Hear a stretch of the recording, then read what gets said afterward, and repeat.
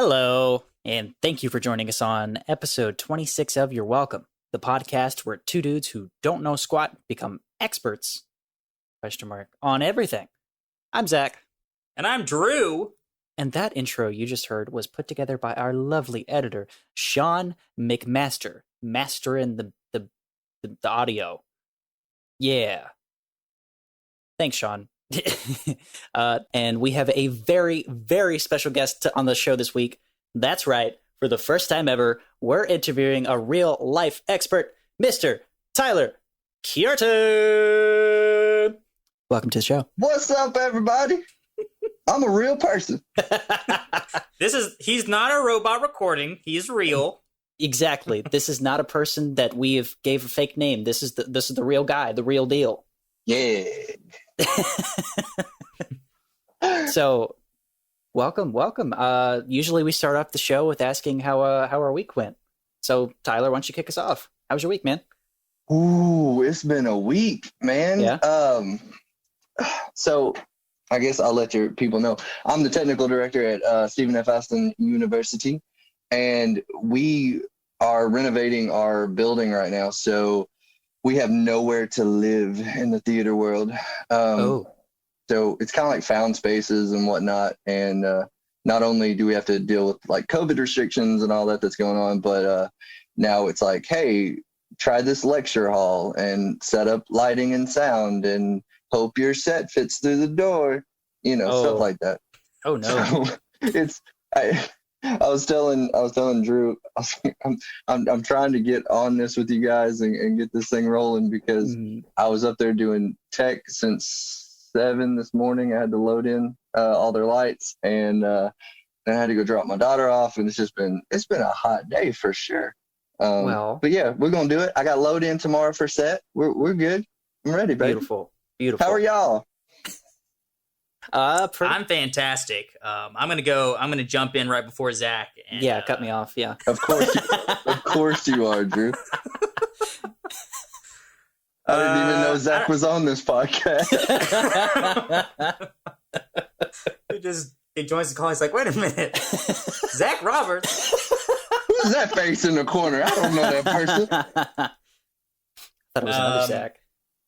Boy, howdy! My week has been pretty standard. I don't know a single thing.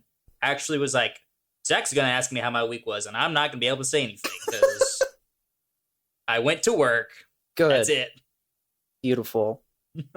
Well, I guess for my week it was a little more eventful. We actually, I've been working from home for the past 7 months, and just this past week, I got to work in the office, which was a whole nother level of awkward. But other than that, it was a pretty standard week. Work sucked. Nice. So, dealing with ornery customers. Woo! Beautiful. Beautiful people. Nobody's ornery right now. Come on, 2020, everybody's rocking it out, baby. I wish. So yeah, I guess we'll kick us off. Tyler, why don't you tell us a little bit about yourself and what you do? Oh wow, about myself or what I do, because that's like two different. I got split personalities when it comes with that. Let's just start with like who you are and like what do you like to do and stuff like that. Yeah. And, okay, so I'm Tyler Cureton. I do lots of things. It's hard to say that I'm just an expert in one field. You know what I'm saying? Because I got lots of talents and stuff. I'm a recent podcast entrepreneur. I'm trying to do my own thing. It's all because of you guys. I want to be cool like y'all. Oh, thanks. We're trying to build you up, man. We're trying to build you up because we know that our fan base is huge. Oh yeah. So we have so many people listening to this podcast right now. No, I know that feeling. As long as you're happy at the end of the day, man, that's what's most important. So it's fine. Yeah. Me personally, that's bitch, be happy, dude. Do it. I East Texas born and bred. You know what I'm saying? That's why you hear that twang in my voice. I can't help it. It's just gonna stay that way. Sorry about you. Went to Howard Payne University, got my degree in the theater field, even though I thought it was going to be in football. But hey, whatever. Because you can get a degree in football. No, you can't. That's stupid. You They had a thing called kinesiology, and it meant I had to learn about body parts. And I was like, nope, can't do that. So yeah, got into theater, and then had a lot of life things happen to me. House fire, lost everything. Had my baby girl. She was born 6 weeks premature, and moved back to East Texas and got the technical director job at East Texas Baptist University. Worked there for 4 years. Went through some hard times and things. Ended up getting a divorce while I was there, and also meeting my love, my wife, Laramie. And now we have a baby boy who's a little over 1 year. And so, all right. Yeah. Moved to Temple for a little while and got to be a TD over there with a Temple Civic Theater, and then saw that SFA was hiring and jumped on that. And basically, man, so my son was actually born in Temple, but 3 days after I had orientation at SFA. Oh, wow. Yeah, so moved our family over to Nacogdoches to set up camp 5 days. He was 5 days old. That's crazy. And so I've started my second year with them now. So Tyler's just always a super busy guy. Yeah. Like, every day. dude, Like- I wish I could be like, nah, not really. No, I ain't gonna lie. It's for real. Like, does this man even have hobbies? When I try to, my favorite is when people are like, hey, what's your favorite video game? What are you into? Dude, I watch The Wiggles. That's like my entertainment right now is The Wiggles. Oh no. When my daughter wants to go to the park, that's kind of it. There's not a lot of downtime of us really doing anything. I mean, it's sleep, it's work, it's what it is. I am excited though. I have to tell you, next week, Laramie and I are celebrating our 2-year anniversary, and we're going to head up to Branson. And there you go. I actually have a friend of mine from college who is acting in Sight and Sound Theater. Okay. Oh, yeah. They're doing Noah, and so I'm going to go see him. And yeah, it'll be cool. It's awesome. Sight and Sound is bomb. Dude, I've heard amazing things. I mean, it's like the biggest Christian theater in the world. So, I'm excited though. We're super pumped. Well, I'm gonna kick off the whole interview portion of the show, because we're here for a reason, Mr. Cureton, and that is both for Zach and I, and for our listeners, to become an expert in your field of expertise, which in this case is what? Disc golf. Oh. Nope. Well, okay.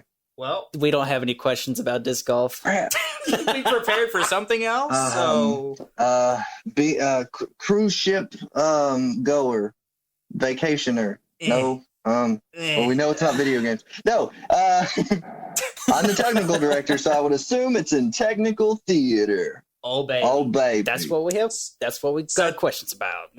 Tyler. What's up?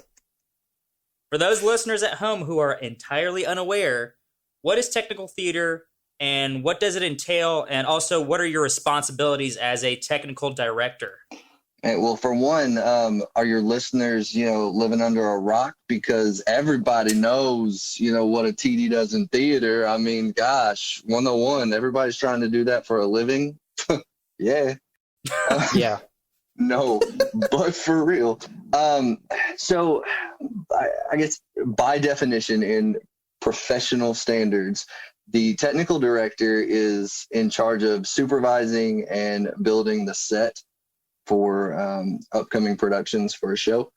In a lot of different venues, and depending on what organization you work for or something like that, it's a little bit more than that. So it's supervising lighting, sound, set, making sure that everything hits their due dates on time, supervising workers, whether they're going to be volunteers or students, and making sure that you are the safety officer. as well, so that Okay. no one gets hurt or injured during the process, and everybody's abiding by like OSHA standards or any kind of safety regulations that the venue has. Huh. Very cool. Very cool. So, Tyler, if that is your real name, I hope so. how did you even get into the tech side of theater or theater itself? Ooh, see, now you're making me like open up about this because a lot of people don't really know. Um, so, like I said, I was at Howard Payne University, and Mm-hmm. I jumped from the sports guy football thing to theater, and I wanted to be an actor. So I was all about that actor life. Didn't really care about tech whatsoever, Mm-hmm. and I found out that there was a paid student position to work in the shop. So I was like, I need to get paid because I'm broke and I'm tired of living off of ramen and Mm-hmm. the dollar bread that goes old in 2 days. So started doing that, and I was scared to death of saws and everything else, and screwing something up, and somebody was going to die on my watch, and I was the one that didn't put the right screw in, or something was going to happen, like for real. And I had an amazing technical director. His name is Nicholas Ewan. He's actually the chair and everything of Howard Payne right now. But Oh wow. he taught me the basics and kind of got me in ground level, and basically just gave me the confidence that I needed to say, I can do this. Like I want to be well rounded. I want my hands in all areas, and kind of like you guys know with ETBU, Mm-hmm. smaller Christian schools, you get your hands on everywhere Right. because you're needed in all aspects of theater. So it was kind of the same thing where I got my hands dirty with everything, with lighting, with cabling, Mm-hmm. sound, getting to run the board and doing all that and building the set. And when my house fire happened and moved to East Texas, I actually took the first job I could get, which was AT&T customer service rep. 100 calls a day, and kind of like you were talking about your customers. Um, they're not Yeah. happy. They're not happy at all. You don't call saying, "Hey, I love you and I hope you're having a great day." No, you're pissed off about something. It was Yeah. it was dreadful. It was absolutely horrid. And by the grace of God, I checked online and found out that ETBU was hiring. And it's with theater, it's all about who you know and connections. And the Mm-hmm. dean, Tom Webster, actually knew Nancy Jo Humfeld, who was my professor at Howard Payne. And Okay.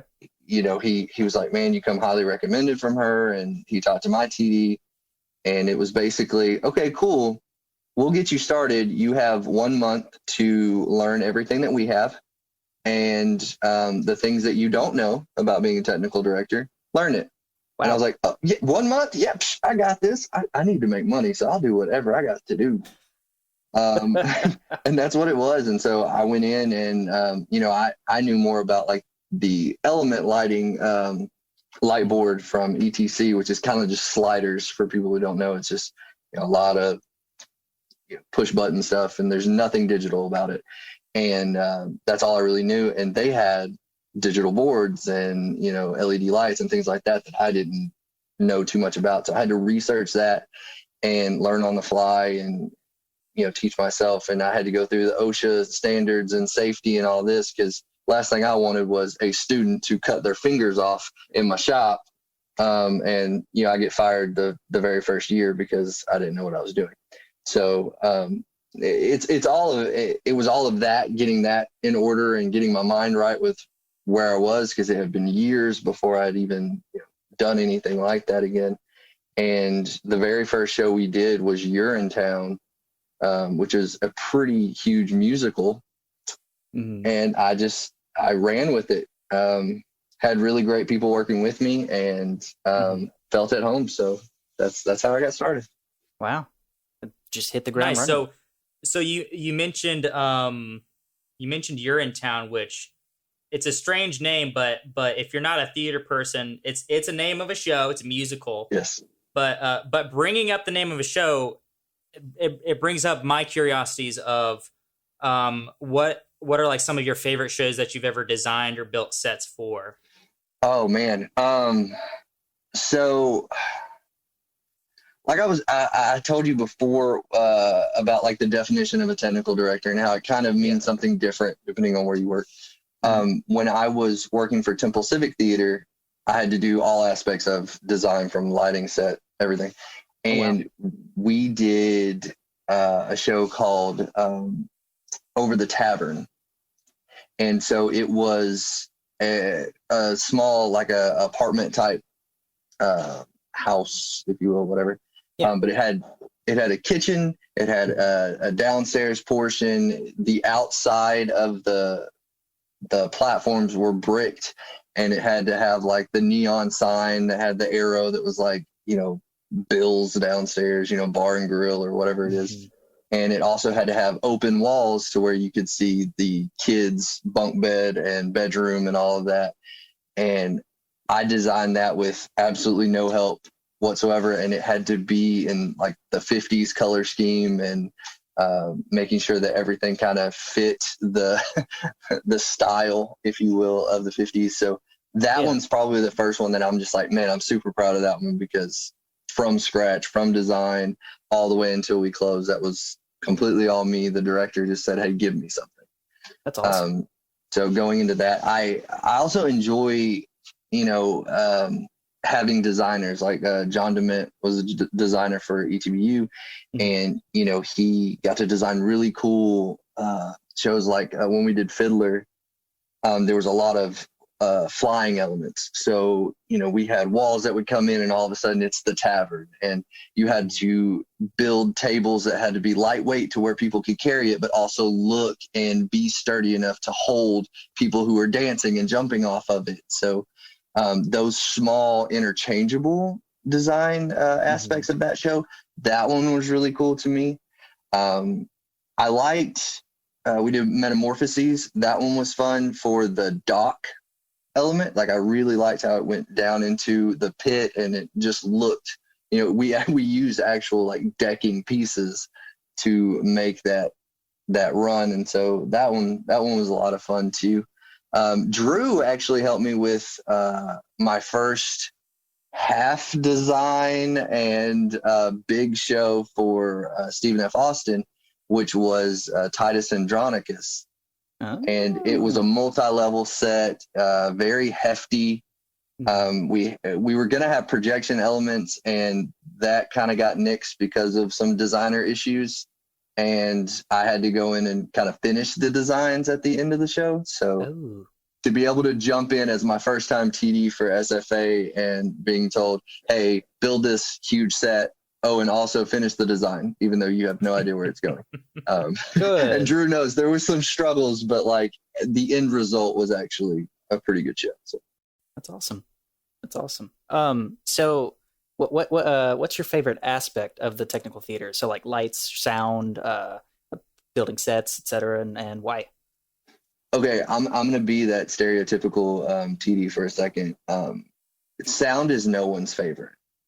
It's really not. Okay. Oh, that hurts my heart. It's not. I'm sorry. It's you know, and what sucks is you do a lot of work for sound. You really do a lot of work, get no recognition, and no one ever notices you until something goes wrong. Okay, that's fair. That's fair. That's what it is. It's 100%. And whenever something goes wrong, it's always a wireless mic pack. Oh yeah, yeah. That or feedback, man. Yep. Or it's using a Bluetooth speaker that disconnects. Zach, I almost forgot about your Bluetooth speaker. What was the awful noise? It's like blah, blah, blah, blah. Yep. I think like it was Levi who came up with that idea. It just kept breaking. Freaking Levi. God. No, lighting has always intrigued me, if I'm being real with you, because I love programming. Programming is so much fun. You could sit in a dark theater, you know, for hours and just play. And scenic is awesome. That's where my heart is. My heart always lies with scenic, and that's why I've stayed a technical director for 6 years now. Because I love taking nothing and making this amazing, glorious adventure. You know, this freedom of your mind, because you can go through it, you know, such a stressful time in your life or whatever, and then you get just engulfed in this mysterious world. And that's what I love to do. And I feel like with lighting, it enhances everything on the set. And yes, you can play with colors and you can do anything that you want to do, but we joked about sound, for instance. We joked about that. But if all of the technical aspects are not in sync, the show doesn't look good. It has to be a team effort, and sometimes we forget that in theater. But one is not going to work well without the other. You can still make it happen without a doubt, but each aspect in technical theater helps out the other. It enhances it. So, but to answer your question, it's scenic is probably, where I'm at, and then it's lighting, and then it's sound. a little further down there, but yeah. Oh man. Okay, so let's get super detailed about set building, about carpentry. Yeah.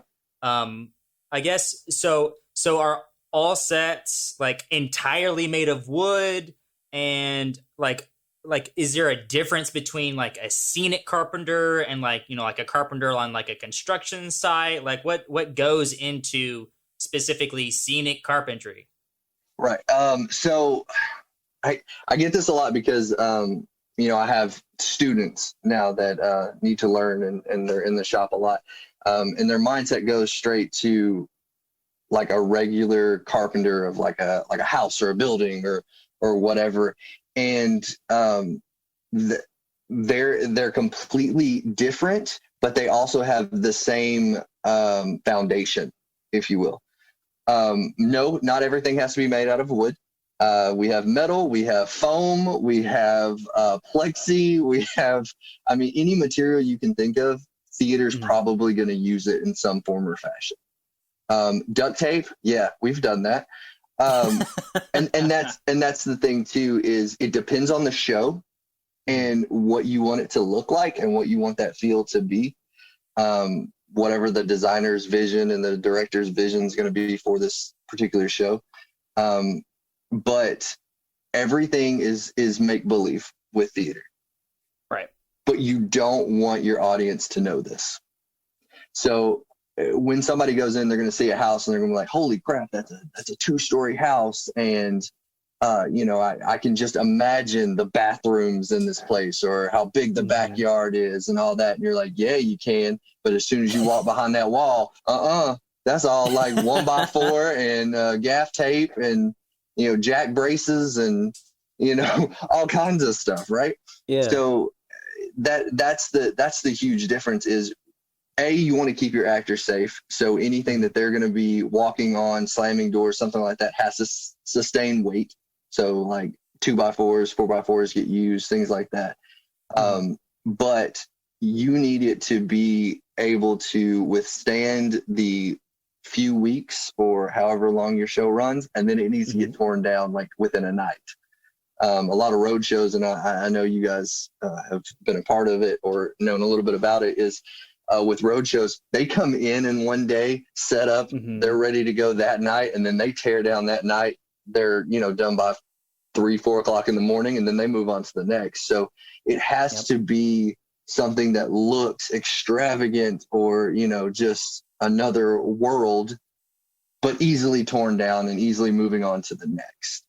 So a lot of times, if anybody ever gives you a tour, backstage or something like that, it'll blow your mind because it's completely different. If you were to look backstage, it is just, it ruins the illusion completely. Yeah. I think I actually visited ETBU and saw Metamorphosis before I went to school there, and I got to see backstage, and it was really cool, really, really cool seeing, because there was tons of platforms and it was all built up. And then I believe you guys had like windows that were just plastic. Yes. Heated and it made windows. Stretch plastic. Yeah. It was really cool. And it's a heat gun. It kind of looks like a hair dryer. Yeah. And you get it close enough and then you let go, and then the way it heats up, it just stretches it out and makes it look like glass. Huh. That's really cool. Really cool. I will tell you, if I can, just really quickly, Zach, Yeah, go ahead. when you mentioned that, and this is one of those illusions that I can break because we're done with that show. But Metamorphoses, there was a moment where Chris McKeithen is playing Midas, and he's trying to grab a jump rope that's in the pit. He's reaching down there, and I'm on the fly rail, and I realized that I hadn't set his gold jump rope. Oh no. And literally, as I see Chris crawling and reaching under, I was like, oh crap. And I just book it downstairs into the basement to try to grab it and throw it up to him as he's reaching in. And like, I'm sure it was only like maybe a minute delay, but to us, it's like hours. Yeah. You know? And I'm running in slow motion trying to get it to him. But it's funny because the audience can't see that kind of stuff. But if I had a camera on me, like one of those police cams, I think it would sell tickets by itself because of all the crap that we're doing backstage that no one understands. Yeah. Man. Yeah. So one thing I've been curious about is balancing the artistic vision of, say, the director and what you can practically achieve budget wise. So how did you handle situations where the cost couldn't quite match the scope of a particular show, and how did you work around it? I call it the no button, Zach. Okay. Sometimes you got to pull out the no button, and I'm not very good at it sometimes because I'm a people pleaser. And so, you know, I always take it as a challenge when people are just like, hey, you got $5. Give us this awesome set. And I'm like, yeah, I got this. I'm going to go scrapyarding, and I'm gonna find it. I'm going to make it happen. But no, I've had to learn that, you know, some places just don't have the budget whatsoever. And you have to say, okay, cool. That's a great idea. However, this is what we can achieve with that. You know, it's that vicious triangle of like, was it resources to manpower to, you know, ability, you know, it's like all these things. Like, you can get 2 out of the 3. You got to pick which ones you want. But yeah, there's a lot of saying no, but also saying it in a way that I can still give you something, or I can give you a piece of that. Or I have an idea to make it what you want, just not as extravagant. Or, you know, we can build wooden stairs a lot easier than we can go buy a metal spiral staircase, you know, and just trying to work with their vision and try to give them as much as you can, but being realistic with them too, because they don't want to lose their entire budget on set. Right. So follow-up question for that is, have there been any notable instances where a student or a staff member, if their ingenuity made the vision work, despite the budget? Yeah, I think we deal with that a lot.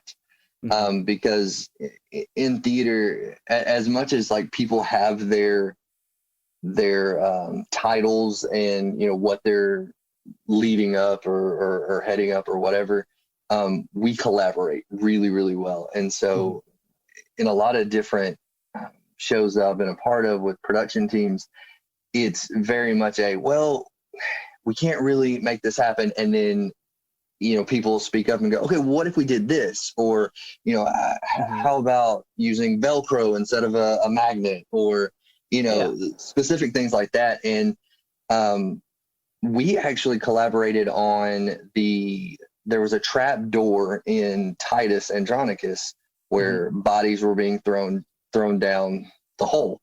Well, it was a 4-foot drop. So, you know, just thinking about that, it could hurt somebody just to fall straight down. But also, it's kind of lame when you have a 6-foot tall person drop into a hole and then it's like, boom, and now I'll sink the rest of my body slowly underneath this. You know, that's not how your whole body just needs to go and be done. And so then the idea came out about a slide mechanism to put a slide down there so that they could like throw bodies head first if they want to. Well, then it gets us rolling like, okay, well, that can still hurt somebody. How do we pad it with, you know, crash pads and foam on the 2x4 so that doesn't get hurt?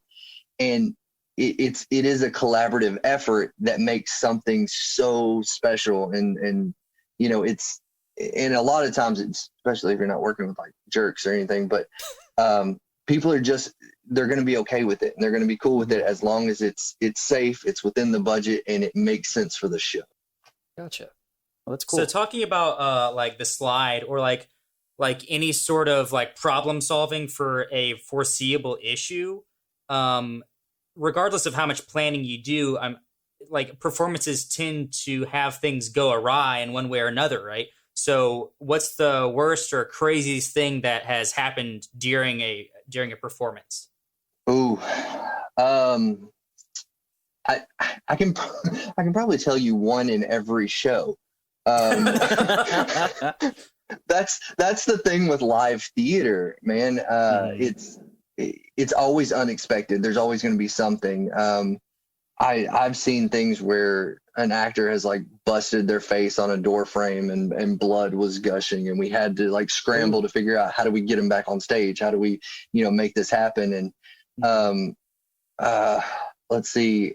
I had to rig a sink in a show called Next to Normal. It's a musical, and the sink had to be turned on, and the mom pours a bunch of pills down the sink and does like a sound effect where it's like a disposal. Mm-hmm. And I have it rigged up. Everything's good. I've tested it, so many times. Waterworks were great. And the water worked, except for then I get in my headset, hey, Tyler, there's a massive leak underneath this sink right now. And the way that the stage was set up, it's not hidden. Like it's going to start flowing. And the more it starts flowing, it's going to head towards the audience. Okay. Oh no. And this is when I was with TCT in Temple, and I was manning the sound cues. Like, so I was soundboard op. My wife Laramie was doing lighting. Oh no. And I get this call from the stage manager. It's like, Tyler, we got a massive leak. It's spewing everywhere. And I just look at Laramie. I was like, hey, so you're going to have to hit the next 2 goes on my sound, on my sound cue sheet real quick. I got to run down there and turn water off. And so I'm sprinting around the top of the booth to get down there, but also trying to be quiet and not fall down the stairs, because it's a very like dramatic musical. And so like I'm running down there and I'm trying to get past the cast and get through there, and realizing that I have to now get on stage somehow to get this thing to stop. No. Yeah. And so like it was like army crawling until you got there, shut everything off, and then at intermission everybody comes out with towels and starts wiping it down. And wow, that's crazy. Hoping it doesn't happen again. I mean, we've had like older patrons come in and step on the set and break something right before it gets started, and their excuses were, I thought that was a rug. It's like, yeah, it's 4-dimensional. Wow. But yeah, and it's one of those things that you have to have tools, safety equipment, or first aid kits and things like that on the ready. And that's another thing, as the technical director, those plans have to be in place, and you have to make sure everybody's on the same page to say, if something goes wrong, here are the A, B, C, and D's of what we're going to do. Gotcha. Because actor safety, audience safety, all that has to come into play. And live theater, crazy stuff happens. I mean, anytime Drew was on stage, there was crazy stuff that happened. See, Zach never had any problems, because like he had that beautiful voice, and I'm thinking of like, what was it? These Shining Lives. I mean, he just had the mic in front of him. He was saying his thing. He was a doctor at one point. I mean, he should have got an award for that one. Oh, Drew thank you. comes in acting like, hey, this is bus stop. I'm the sheriff, and I can beat people up, and look at my stash. Gonna throw this table over. I'm gonna drink this cold coffee right here. Yeah. That's awesome. That was probably a cool aspect too, man. Is in bus stop we had the kitchen going. You remember that? Yeah. We had bacon and eggs before the audience even like came in. So when they came in, they were smelling it, and they were part of the show before it even started. Like I like that show too. Oh yeah. Hey, that Good was a show. plug for my wife too. She directed that one. It was very good. Very good job directing. Really enjoyed that show. So with I guess with the end of the little questions we got here, comes the big question. So for me, like the curse and magic of a theater production is that the whole ordeal takes tremendous effort and work before a show is born and presented to the world, only to be performed in like a few showings and then it's over, and the cycle begins again. So personally, it's a little sad knowing that all the beautiful work that was built and painted and designed and all the lighting on stage will be torn down in such a short time. So what are your thoughts on that process, and how do you handle it? Well, Zach, hell no, it ain't sad. No, that's my favorite day. Man, on my calendar, I have a heart around every strike. See, you could tell that question was asked by someone who's more familiar with acting, because they're sad to see the set go. Absolutely. Every techie knows. It's like, oh, that was fun, but it also sucked. So let's get this off. No, and for real though, it's one of those. It does seem bittersweet because you put your heart and soul and blood, sweat, and tears goes into this, and everything. You do know there's another one coming. Yeah. You do know that it took a lot of your stress and you're exhausted, and everything. It takes a lot out of you, is what I'm saying. And yeah, by the time it's over, it's such a stress relief to say, all right, tear it down. This baby has lived its life. It is time to go to pasture. And I'm waiting for the day that like I'm gonna work somewhere like I think Baylor does this, where they have a massive bonfire with their set. Like they tear it down, they throw it out into their little parking lot area, and they just light it on fire. Wow. That's how much I love theater. Is I want to burn it to the ground. No, I'm Smell just those kidding. paint fumes, baby. No, but that really is that feeling, man. It's like you're so proud of it to go up, and then you realize that people only saw it for 3 days or a week or whatever, and you're like, yeah, I'm glad you enjoyed it. Now get rid of it, because it took me, a month to put this together. So enjoy your 3 days, jerks.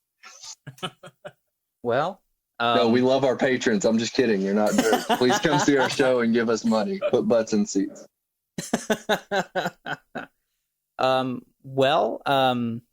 So I guess with the end of the podcast, we'll let you plug what you got going on. So what's the show you got in the works? I don't know if you can release too many details on it, but maybe we can get some butts and seats.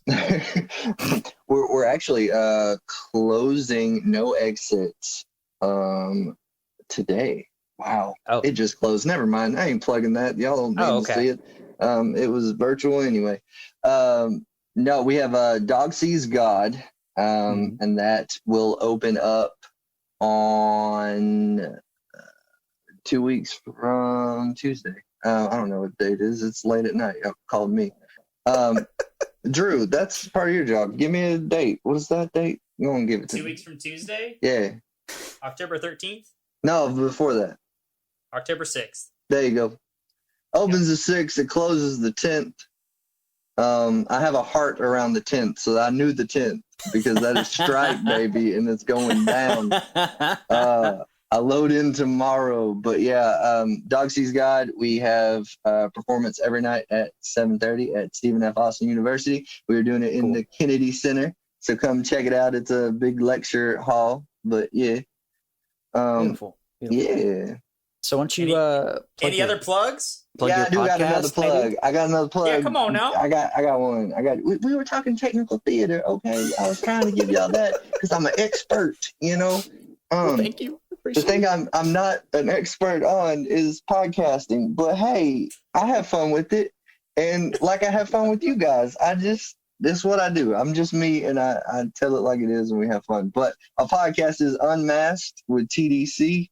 On all your podcasting locations, so Spotify, Overcast, Apple Pod, Anchor, all those good ones. yeah, it's just kind of me living in this crazy 2020 world and getting to rehash life with my old friends and new friends. And sometimes it's just me talking to myself, and that's fine because we all do it. It's whatever. Yeah. I just record it. So what? Yeah.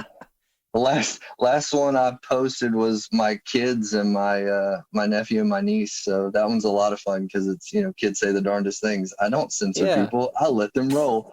So That's awesome. It was fun. Even my 1-year-old got in on it. So if you like to hear babies laughing, that's it.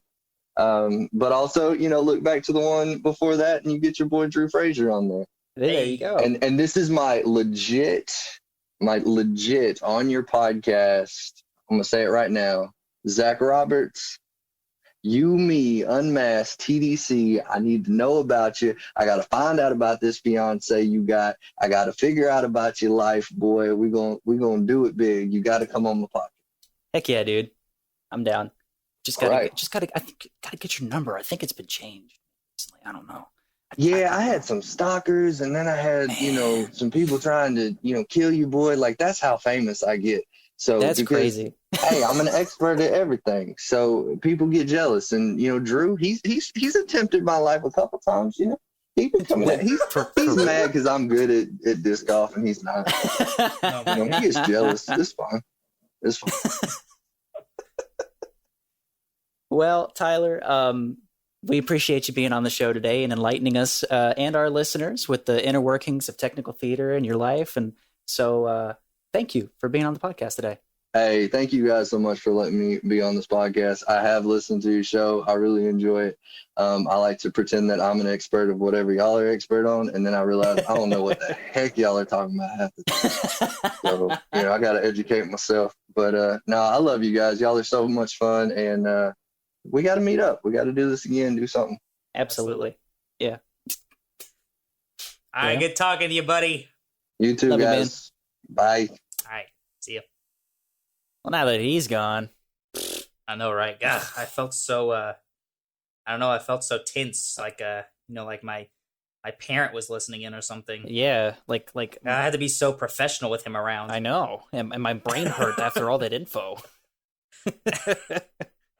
It's hard enough talking to you. I know, just you and I. Yeah, but adding a third person in, man, that's too much to think about. I mean, it's so much effort. I feel like my brain is split down the middle. Like there's two hemispheres of it. Bizarre. You want to talk about our next show subjects? I absolutely do. Great. But so what are you doing?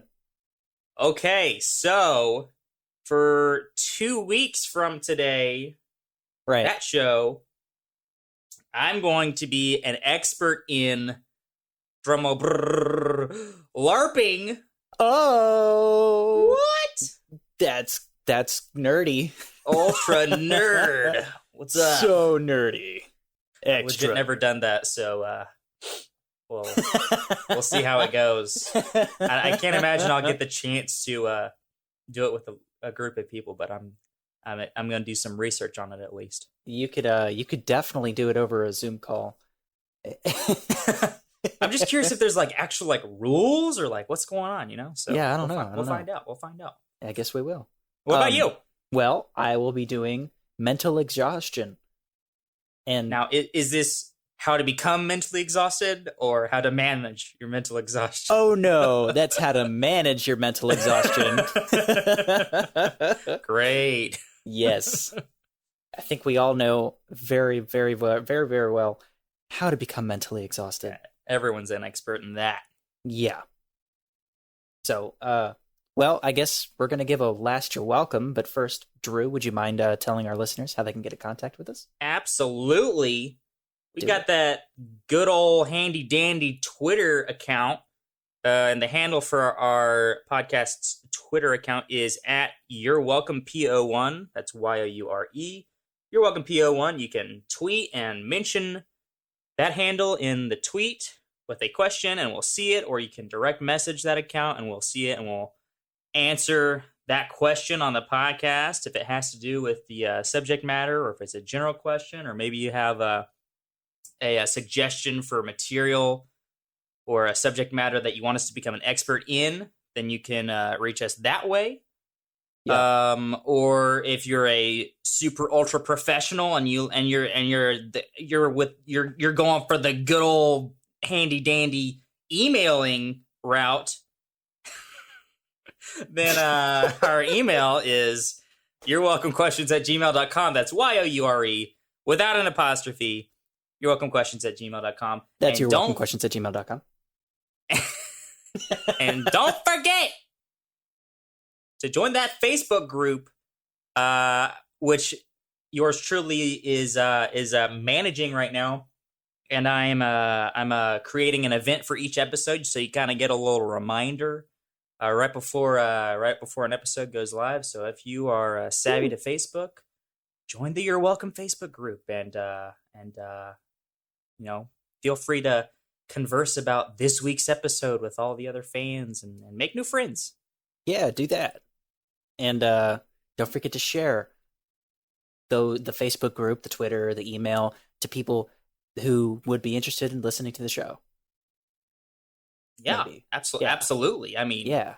If you're a fan of the show, why not share the love? Yeah. Spread that love all over your faces. Oh man. And all over your friends' faces. Oh boy. Maybe put that a different way, but hey, you know what you can do instead of spreading love over your friends' faces? You can send in a music clip that's about 10 to 15 seconds. If you know how to do the music. We'd love to share it on the show.